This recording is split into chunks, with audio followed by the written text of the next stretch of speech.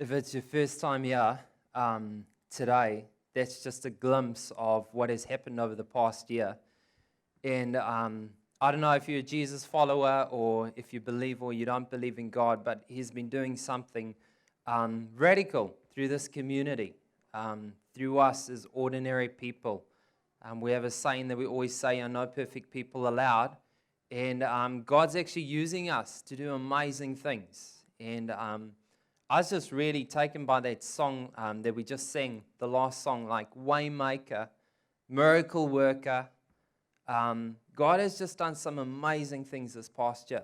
And as I was just reflecting through the singing and through this video, like it's been messy. I don't know about your year, your 2019, but it's been hard. There have been highs, there have been lows, there's been some really difficult stuff. But through that all, God is still faithful. God is still doing amazing things. And today, as we sort of end 2019, as we have our last sort of program on a Saturday, on 2019, we get to this topic of gratitude works. And we've been focusing on the series of waiting on the world to change. And over the past couple of weeks, we've been looking at, hey, what we believe are a few things that we believe as if we Jesus followers, these things will actually help us to change the world. And we want to partner with Jesus.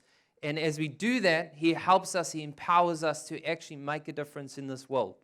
And we looked at some core things like unity works. We believe that if we get together, if we unite, if we have one vision together, that we're a stronger community. We looked at that hope works, that actually, believing and trusting in God, even though there are difficult seasons in our lives, that actually makes a difference in our lives. We looked at how generosity works, like living a generous life and giving to others, not just taking from others, but giving to others, how that actually makes a difference in this world. And we looked at how love works, not just spoken, but actually expressed. And then last week, we also looked at how faith works. And we looked at how Jesus actually came as the Savior of the world to actually remove our sin and to take our sin away from us. And today, we're finishing off with, I think, is one of the best topics ever, is that actually gratitude works. And I'm sure everyone today, in this building, can reflect on 2019, and in some season or in some spaces of your life, you can see and have immense gratitude. Immense gratitude maybe for what God has been doing, immense gratitude what He's actually done in your life and what He is still doing, but also maybe just immense gratitude for people, specific people. And as I watched this video, like all of this happens, it doesn't just all fall out of the sky. Everything that happens at this community is because of you, and it's because of people. It's because of people who say, hey, I believe in who God is, and actually I want to make a difference, and just use these talents, just use my hands, just let me do whatever I can to help make a difference. And we do this, and this is what the outcome is. And I wonder today, the thing that I want to speak about is, I'm wondering if people actually know that you're really grateful for them. Like, I wonder, as a pastor, as a pastor here at Gracegate, like, I wonder if you really know how valuable you are to this community. Actually, just even showing up or welcoming people or making coffees or being on the worship team or everything that actually happens here. I wonder if you know how valued you are and how grateful we are for you. And the reason I ask that question is because just like in your life, I'm sure there are people in your life this past year who you are immensely grateful for. You have, like, just deep down in your heart, they've done some amazing things to help and support you this year, and you are just so grateful for them. But I wonder, do they know that? Have you expressed that to them? And the reason I ask that question is because of the opposite of gratitude, which is ingratitude. And ingratitude, it stings. It's actually really painful. And it's something that all of us have experienced, right? Where we actually expecting something, we're hoping to receive something, we've maybe done something for someone, and they're not grateful for it. They're not responding to it, and they're not actually grateful for what you've done for them. And this is ingratitude, this unthankfulness. And this is the interesting thing about ingratitude, is that the recipient is always aware. All right? And this is really interesting, that actually the person who receives your unthankfulness, or, where you don't actually celebrate or thank them, they're actually aware of it. They know full well that actually, hey, that person didn't thank me for what I did for them. All right? And the initiator is rarely aware. And that's very interesting, and I think that is the problem that I want to speak about today, is that the initiator is rarely aware. In other words, like, hey, we don't actually realize that we haven't actually been grateful for someone or expressed it. Now, today, I don't know, can you relate to this? Is there seasons in your life where you think, man, why didn't that person actually thank me? All right? Have you ever been accused of being ungrateful? Yeah? Have you ever been accused of being ungrateful for something? Maybe it was when you were younger and parents used to do it all the time, right? Like, you're just so ungrateful. Maybe your partners could speak into this, right? Where we just like this ingratitude.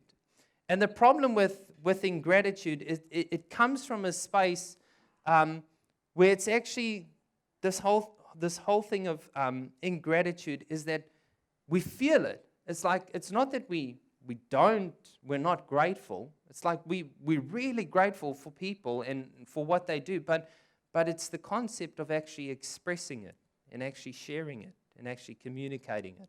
And if we don't, there's a problem. And Jesus speaks into this. And today I want us to look at a story that Luke actually records, and he speaks about this concept of ingratitude. So the story is found in Luke chapter 17. And for those who don't know, Luke was one of the guys who was a follower of Jesus. He was actually an eyewitness, all right, to being amongst Jesus while Jesus lived. And he actually records, he actually, in his whole gospel, he records in very, like, he gives specific details, all right, to exactly what happened in that context. And yeah, we have Luke recording this story, and we pick it up in Luke chapter 17, verse 11. And this is what it says. It says, now on his way to Jerusalem, Jesus traveled along the border between Samaria and Galilee. So yeah, we have Jesus, he's busy traveling. And for those who don't know, Galilee was far north, it was high up on the north. And often the Jews would make a whole trip all the way to Jerusalem. And in order to get to Jerusalem, to Judah, they would actually have to go through Samaria. Sometimes they would try and bypass it, but it would take a lot longer. And yeah, Jesus is traveling, and he's along the border between Samaria and Galilee. As he was going into a village, 10 men who had leprosy met him. So yeah, Jesus is, he's busy entering a village. He's on the border of Galilee and Samaria, and there's 10 guys who have leprosy who meet him there. And if you don't know what leprosy is a disease. And at this time and in this context, often people actually believed this was a sign that you were a sinner, all right? That God had actually cursed you. And actually, one of the things that happened to lepers and those who were believed to actually be sinners was they actually had to live outside of the gates. People sort of, pushed them out. And the reason for that is that they just didn't want to catch leprosy, even though it couldn't spread like that. That was just their belief and their understanding that they didn't want to get too close to sinners or people who had leprosy because they felt that, hey, this will actually affect them. And so, yeah, we have the lepers. They're probably on the border outside of the city. Jesus meets 10 of them there. And nowadays, the interesting thing about leprosy is leprosy has actually a cure, all right? There is a cure for leprosy, and millions actually have been cured from leprosy. Back then, there wasn't a cure. So most people who fell ill to leprosy actually would have it for the rest of their life. And so, these 10 lepers, probably not in the best space that they could be.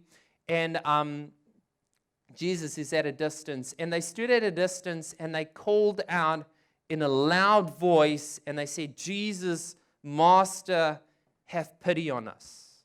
Here, these 10 lepers, they've been on the outskirts. And I'm sure every now and then as people would pass by them, they'd hear stories about what's happening in the city. And they'd hear stories about this guy called Jesus who was approaching people. He was laying hands on people who were sick, all right? And he would heal them. And obviously they pick this up and they see that, hey, this is Jesus actually coming past, and they yell out. And I love how Luke records this because he says with a loud voice, they're like, hey, this is our opportunity.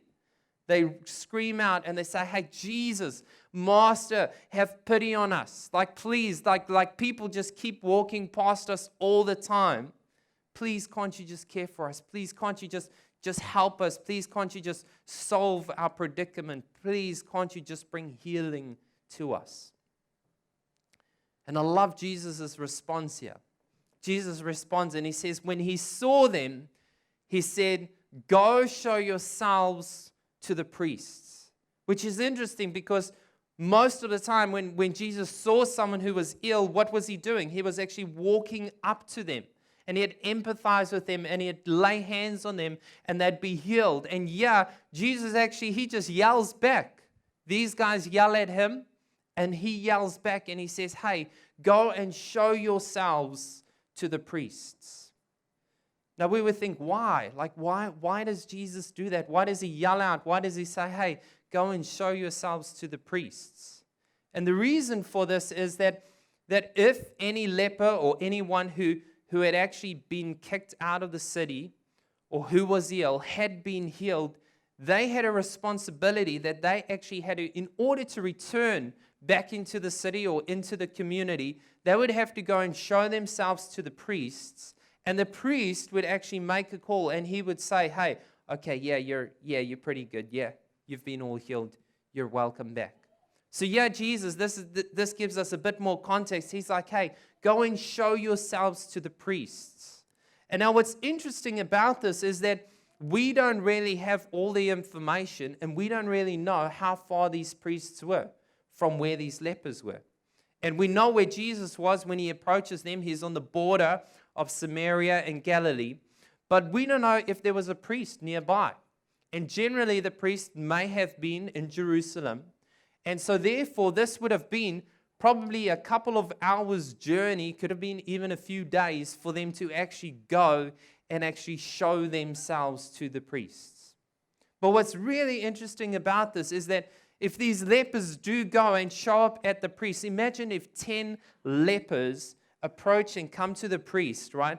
And they are all healed. Imagine what would happen with the priest. Imagine what he would be thinking about Jesus or this Messiah.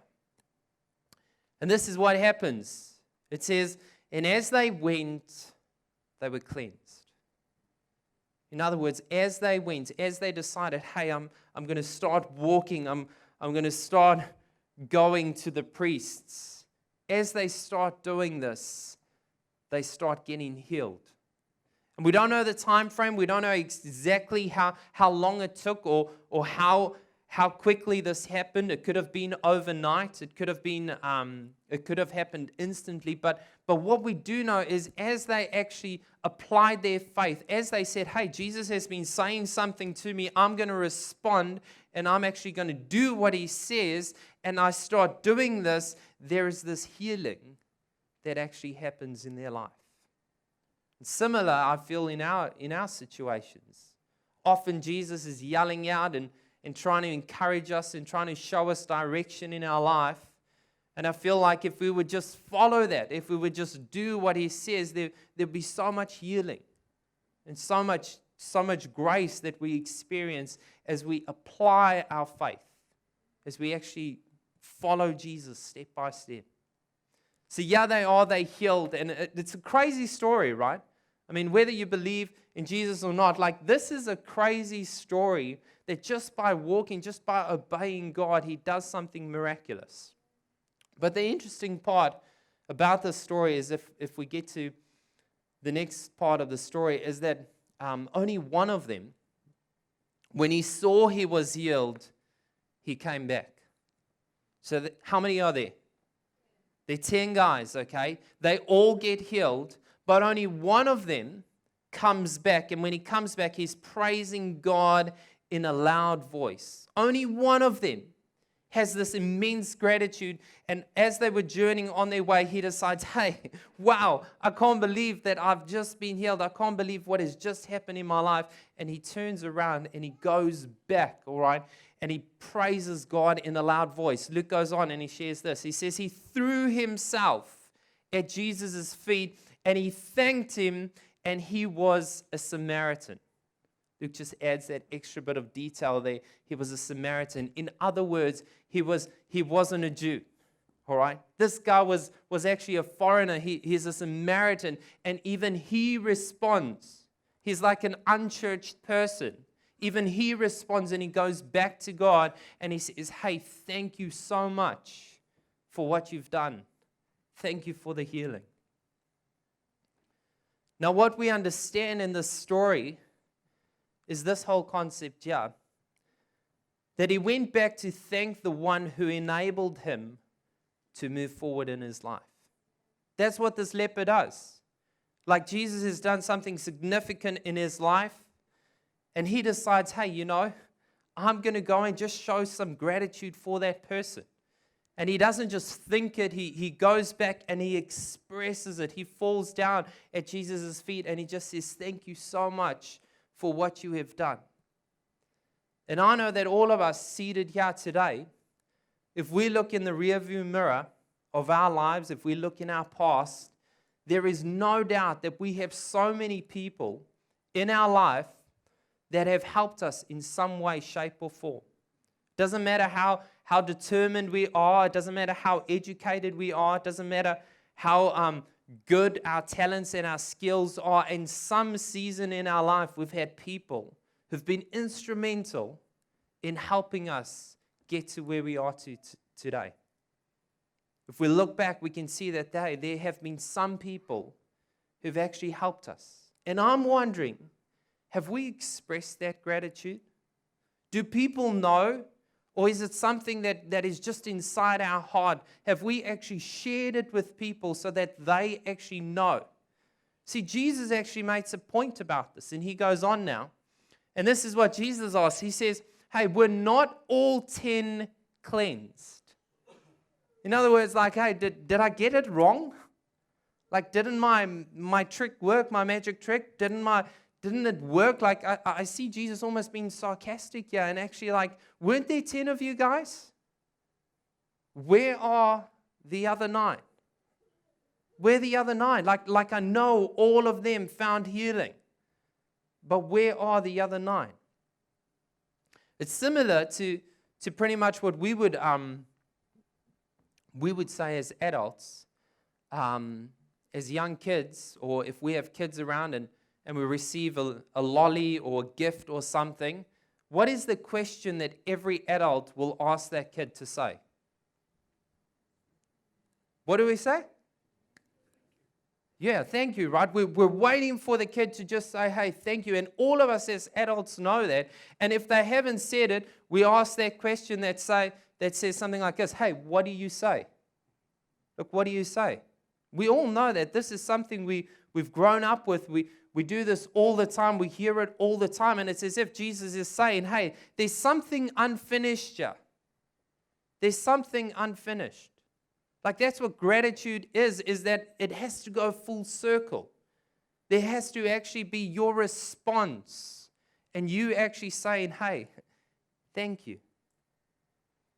He goes on and he says, has no one returned to give praise to God except this foreigner? Except this foreigner, like this person who actually doesn't even know Jesus. No one else has returned. None of like the Jews or of those people who may have known God except this foreigner. He returns and he's so grateful to God. He expresses it. And then he said, rise and go, your faith has made you well. Your faith. In other words, your action of actually getting up and listening to what Jesus said you should do has actually helped you to bring healing into your life. Your faith has made you well. Now, I love this story because it echoes this concept of ingratitude. It echoes that Jesus actually spoke into this. And when I think about this, I want to ask this question. What do you guys think about the other 9? Do you think they were grateful? Do you think the other 9 were grateful? I have no doubt that they would have been grateful. I mean, if they were lepers, if they needed healing, if they were always begging and hoping that someone would come and heal them, I have no doubt that when they experienced that healing, that they were so grateful. Oh, they could feel it. It would be in their hearts. They would be doing backflips. They would be going and sharing with the priests and everyone like how happy and thankful they are that they have actually been healed. But the problem with this is this point here, that they felt it, but they just didn't express it. Like they felt it. They were so grateful, but they lacked actually going back to God and just saying, hey, thank you, God, for what you've done. Some of us have experienced immense gratitude in our lives. Maybe just in this past year, maybe in years and years in the past. And I'm wondering if some of us have actually been, we haven't expressed our gratitude. Like we feel it now. Like it's part of our story. If we share our story with people, we even mention that person's name. But do they know how grateful you are for them and what they've done in your life? Maybe it's God. Does God know how grateful you are for what He is doing in your life or has done in your life? Have you expressed it? Have you shared it with Him? And the big problem with this whole thing of unexpressed gratitude is that it actually communicates ingratitude. In other words, if I don't express my gratitude, guess what the other person thinks you're saying? Is you're saying you're not thankful. And we know that, like, if we've given a gift, like, to someone at a birthday party or when we give gifts at Christmas, right? What are we waiting for? What are we waiting for? We're waiting to see their response. We're waiting to see how they react, right? And often, if we don't express our gratitude, if we don't say we're grateful for this, then it's actually communicating that we're actually unthankful. Even though we may not. Even though, like, no doubt, I love that gift. It's awesome. I love it. It's like my soul is just so happy about that. But if we haven't expressed it, it communicates that we're not grateful. Another point is that unexpressed gratitude is experienced as rejection. And this is interesting that actually, if we're not expressing our gratitude towards maybe our family or our partners or our friends or our colleagues, it actually feels, and deep down it starts making us think that actually, hey, we're being rejected. Just by that. Isn't that crazy? Like, and some of us might say, like, well, they're just my mother, right? That's what they're supposed to do. They're my mother, or she's my wife, or I don't know, they just, I pay them to do that. That's what they're supposed to do. So, but this is what breeds from actually not expressing our gratitude towards people. And lastly, unexpressed gratitude, it may indicate an inflated view of self. In other words, if you struggle to actually say thank you, if you struggle to actually let these words come out of your mouth to whoever it may be, then you have to ask yourself why. Why is that? Because maybe the problem is pride. Maybe the problem is rooted deep down in your own heart. Because all of us want acceptance. All of us want to experience gratitude, but why is it so hard for us to express it? Why is it so hard to actually say, hey, thank you so much for everything you do and you mean to me? The whole point of this whole message today is that it's not enough to feel grateful, but gratitude must be expressed. And I honestly believe that this can help us to actually change the world. I honestly believe that this can help us to make a difference in so many people's lives. Because the thing about gratitude and ingratitude is that it affects all our relationships. Positively or negatively, it's going to affect our relationships. And therefore, gratitude must be expressed. It must be expressed. Today, to end off 2019, I thought I'd give us a bit of a challenge, all right? A bit of some homework so that we don't just come to church, but we can go, we can do something about it. And so I thought, hey, we've got 3 more days until the end of the year. So for the first challenge, this is what I want us to do, okay? Express your gratitude to 3 people in the next 3 days, all right? And what I want you to do is actually, hey, there's 3 days left. Just have a think about it. Think, hey, who have been 3 people? Maybe it's in this past year. Maybe it's been in years past. Who have been 3 people who've actually come and helped me in my life? Who's been there? Who's supported me? Who's done something? And I haven't actually said thank you. And what I'd like you to do is I want you to think of, hey, what's their love language? Or how can I communicate this? How can I express this gratitude that it would be most meaningful for them? So that may be, hey, maybe you got to pick up the phone. Maybe you got to call them.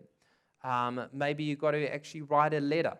Maybe you got to give them a gift. Whatever it is, how can you actually express your gratitude? All right? Can we do that? That's pretty simple, right? Only 3 people.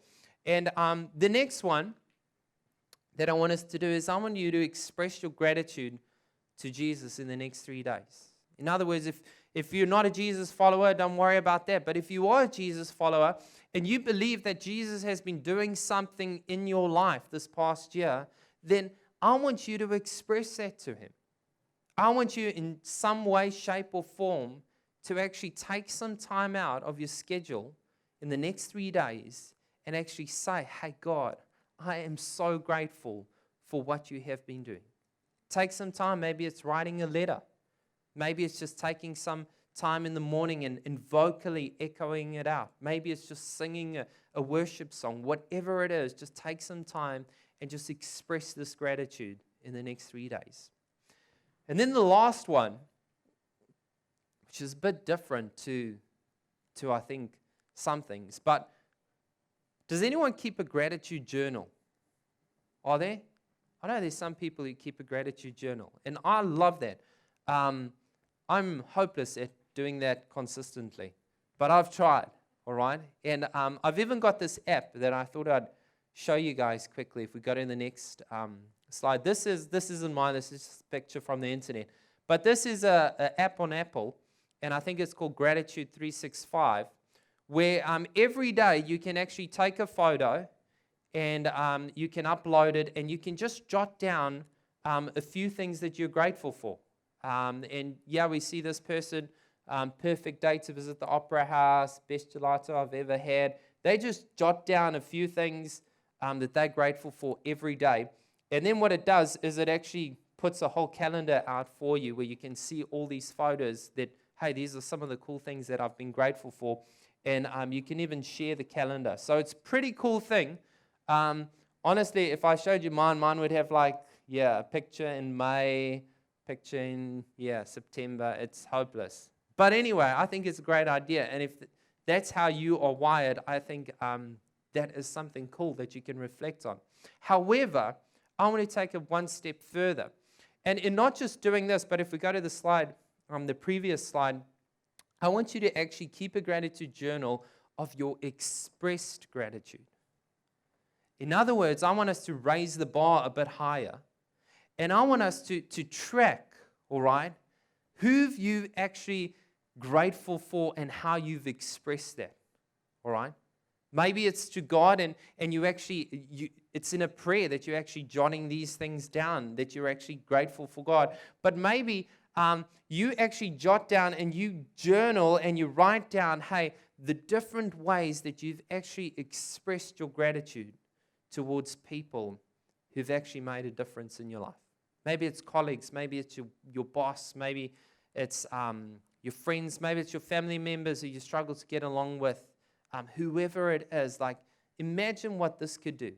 I believe this can actually be a game changer. All right, so can we do this? All right, who's going to at least try? Who's going to try with number one? All right, I'm going to try number one. Yeah, I think I'll smash number one.